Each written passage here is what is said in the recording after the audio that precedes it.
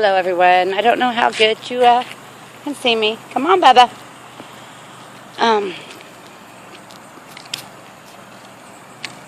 You know, I'm going to start trying to... I had to stop him from running after someone. He don't bite. He just likes to run up on people and freak them out.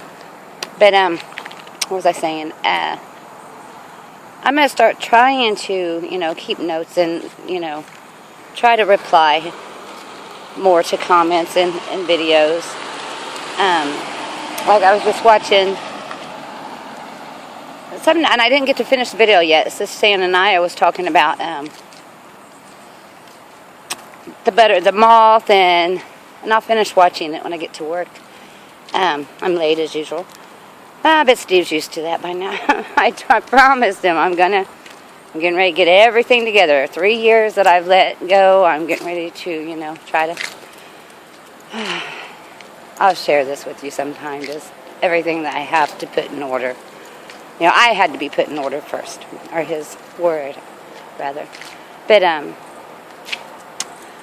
she was talking about the hummingbird and the moth, and, and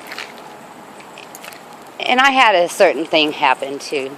She's talking about, I've never brung a big thing back to life, but an insect, I made it, come back. I think the first time I done it, I might have done it twice that I can remember. I just remember one time certain, and I can't remember if it was when a fly had been drowned in water. I was like 6, 7 years old. I can remember it was either water or maybe it happened 2 times. Or frozen in the window, because my grandmother's house growing up, her windows would get all icy, old aluminum windows.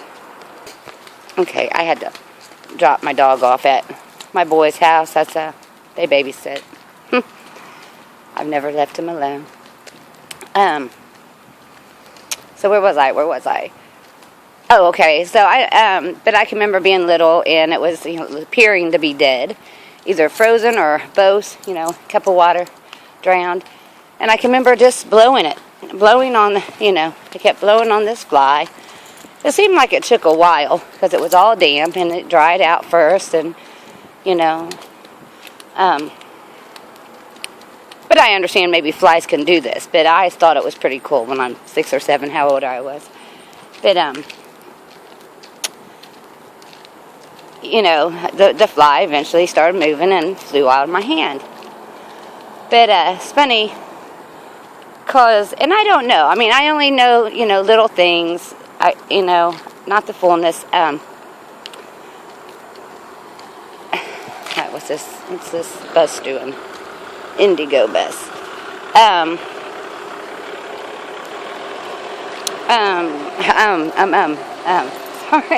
Sorry, I can't walk and chew gum at the same time. Okay, I got the van today. He stowed the truck. Hold on a second. I'm going to try to do this while it's hot in here. Oh, sorry. While I drive to work. Where can I put you? Maybe I can sit you here. Can I sit you here? I will move his tea out of the way. He drinks unsweet tea all day, and I drink coffee all day. Okay, see. Okay, we might be able to do that. It's probably going to fall. I am a mess. I have no clothes clean. Because I don't do laundry no more.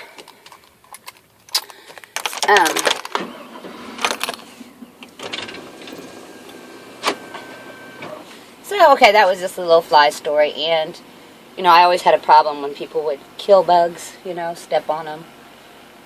I can remember kids taking lightning bugs and squishing the stuff out, writing with it. I could not kill the bug. I can remember crying over bugs being killed when I was little. I was a very soft child. That's one reason I had to be hardened. I had to be toughened up, and I know that.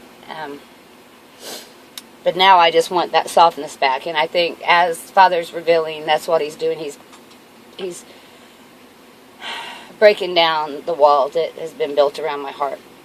Let me see, turn this air on a little bit. It's hot. So, But just the other day, speaking about, which yesterday, it was so cool when I got to work. See, it's taking time to look at nature again. It's taking time to, to see.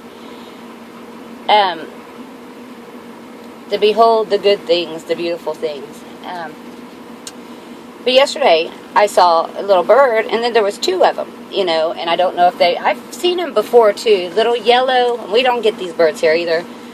They've come from, migrated here, or they've escaped from some cage. I don't know what they was, but they was pretty little, like parakeets, yellow and blue, maybe, I'm not sure. Yellow and black. And I was trying to get them, but they got away. By the time I got my tablet out to get them, they was gone. But a couple weeks ago, I had an incident with a fly in my kitchen. It's so weird because, flies, in my hardness of heart, I'll swat one and kill them sometimes. But I really don't like doing that. Even as scared as I am of spiders, I try to put them back outside if I find them. But the big, creepy ones, I have to, I got to squish them sometimes. But I don't really like to do that. I wouldn't want someone bigger than me just to come squash me just because they can. But, why does he have this so far back? He's not no taller than I am. He's got shorter legs than I do. Oh. What are you doing? Okay. I better get to work. We're going to be going at it again today. But the other day, it was about 3 weeks ago, I was cleaning dishes, and a little fly it had been flying around the kitchen. And then at one point it was on the counter next to my sink. And I had my little towel. I put my towel on my belt loop. And I got ready, and I thought about squishing it. And I said, something just said, don't squish it. I said, I had the thought, don't kill it. Put your hand down there. And it's going to crawl on your hand. It's not going to fly away.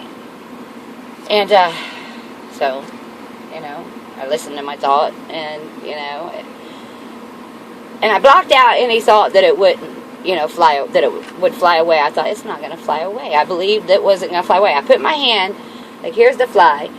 I put my hand on the counter right next to it. Didn't try to sneak up or nothing. I just put my hand on the counter, and it just stayed there. And then I moved my hand closer to the fly, and it just stayed. And then I put my other hand, and I was going like this, and it didn't fly, and it ended up crawling up on my hand.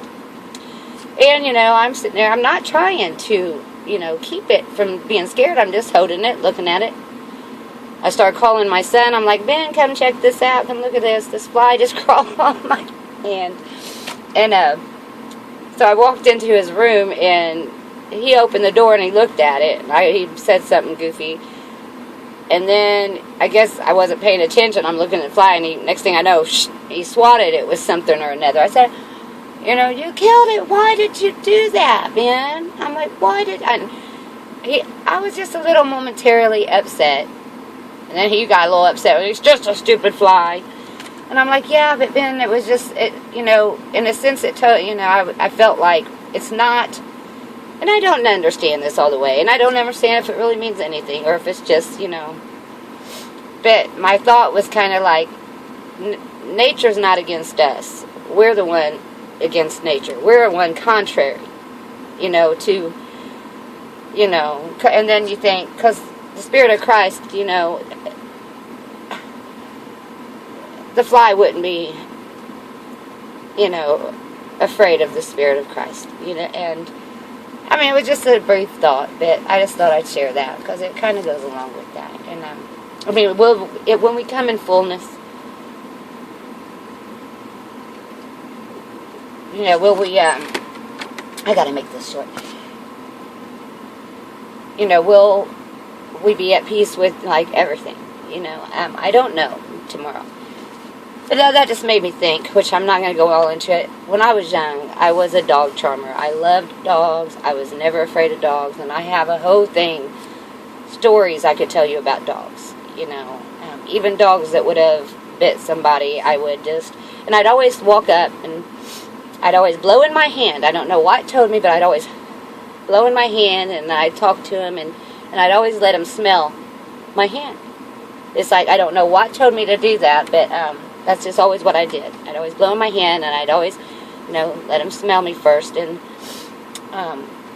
dogs was like my, next to Jesus, dogs was my only friend,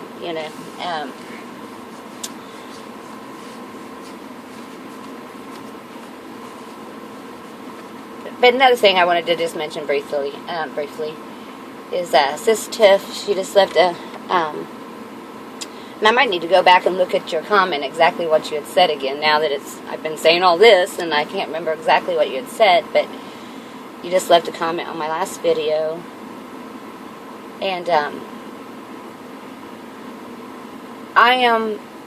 my whole life has been, for His Word, for His truth. That's all I desire. This, without it, I'm nothing. Without it, my life is nothing. And after you've trusted that Word, and you've held to that Word, if I wasn't to receive understanding and be able to give it, my whole life would be vain. I don't understand myself all the way, and I don't understand all things. I just know that my life has been for this day, and I am where and who the Father has put me here to be, and I don't understand it all the way. I know in part, and I know I'm a helper. I'm a helper of the faith, and to see, because I have went through, there's so much suffering, so much,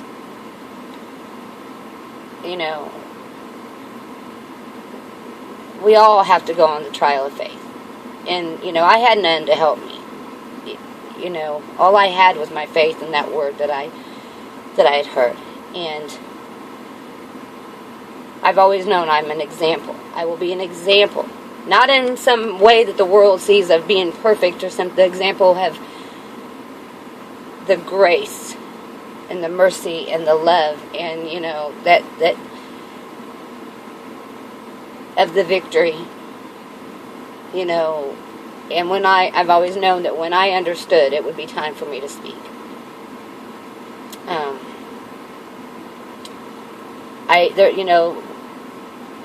What the Father has done is just so big, and we only know in part where we fit in and where, but I'm learning. We're all learning, and it's not about, for each of us and each out there, I'm here to tell you it's not about what the world tells you. Because a true heart that will look and will trust, not in what man. You have to block out man. You have to have that heart that wants to know, and that, I'm going to make a video, and,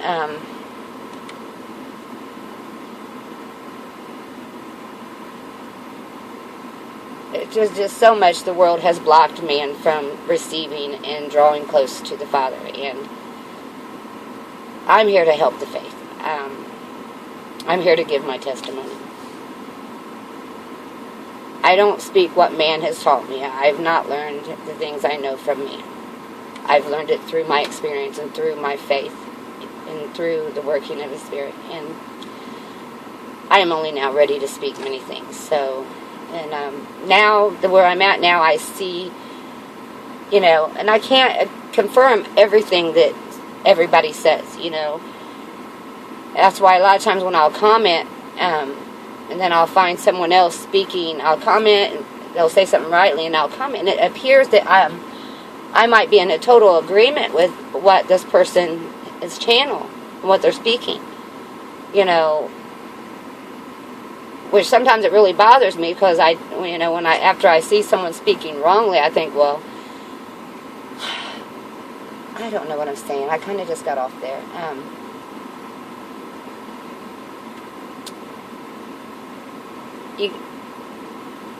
Some only go so far, and then their testimony becomes untrue.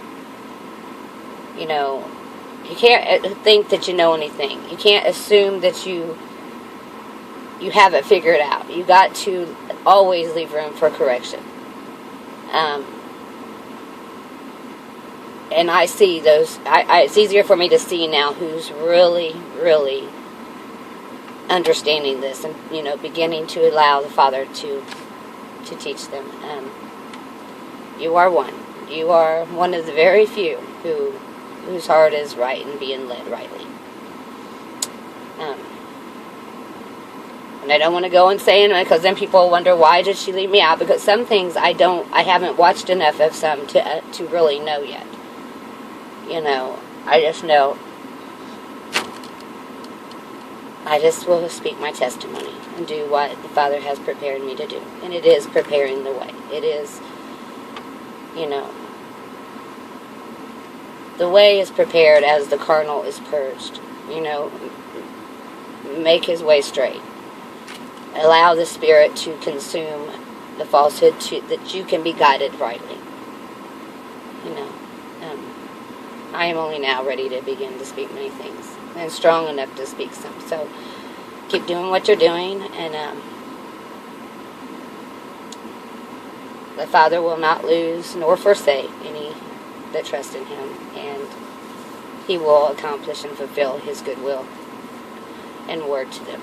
So the world has no idea what they're talking about and how wrong they are. So I love you, and I love all of you out there. I'll be back soon. Bye for now. Father bless.